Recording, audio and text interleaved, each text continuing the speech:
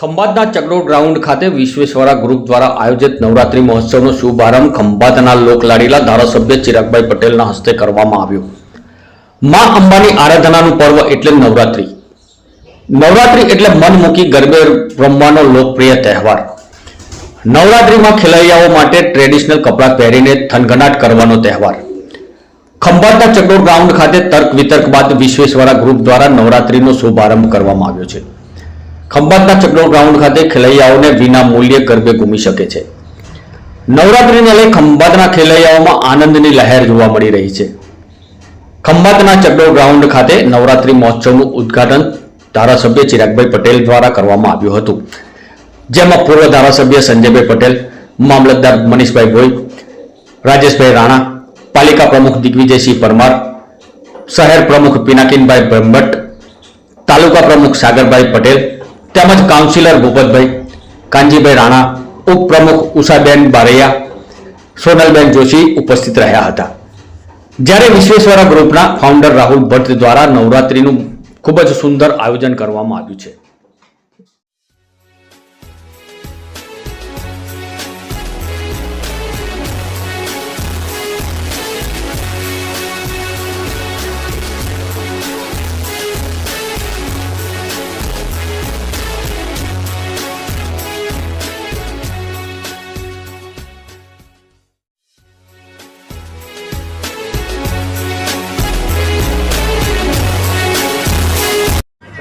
એટલે હું પણ એવું જ કહેતો હતો કે માં ભગવતી, માં જગદંબાની કૃપા હંમેશા શહેર ઉપર છે, આ શહેરના તમામ લોકો પર છે અને નવરાત્રી થવાની જ છે।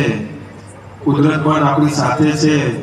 જુઓ કે છેલ્લા 4 દિવસથી વરસાદ પણ ગાયબ થઈ ગયો અને ખૂબ જ ઓછા સમયમાં રાહુલભાઈ અને એની ટીમે આ ફર્સ્ટ ક્લાસ સરસ મજાનું સમિયાણું બંધાવી દીધું, સરસ આયોજન કરી દીધું અને ખેલૈયાઓ માટે આજે આ મેદાન આપણે ખુલ્લું મૂકી રહ્યા છીએ ત્યારે હર્ષ અને આનંદની લાગણી ખંભાતના સૌ નગરજનો અનુભવે છે।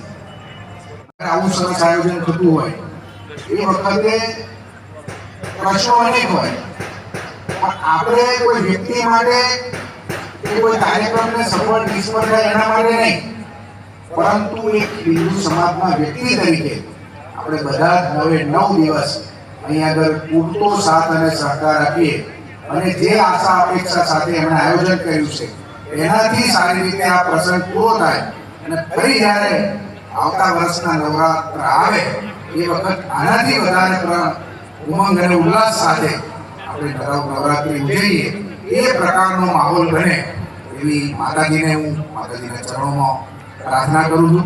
અને જેટલા પણ આગેવાનો ઉપસ્થિત છે બધાને મારી વિનંતી પણ છે કે સમય અનુકૂળતા તમે બધા જ લોકો અહીંયા આગળ આવજો, કારણ કે અહીં કોઈ એકાદ આગેવાનની હાજરી હશે ને તો એનાથી આખા ફરક પડી જતો હોય।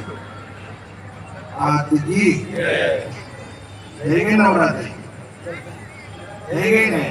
તો પ્રથમ તો માતાજીની કૃપા, પછી આપણા આજના મોસ્ટ સારા આગેવાનો જેમાં આપણા ધારાસભ્ય છે ચિરાગભાઈ, નગરપાલિકાના પ્રમુખ છે, બધા વિઘ્નો આવ્યા, કાંકરીચારો કર્યો પણ કોઈ કાંકરી અસર કરી નહીં। પણ માતાજી મેં ચોખ્ખું કીધું માતાજીને આવવાનું છે તો વરસાદ પડશે, ભૂકંપ પડશે કે જે હાઈકોર્ટમાં જવું હોય ત્યાં જવું હોય એ આવવાના હશે તો આવીને જ રહેશે।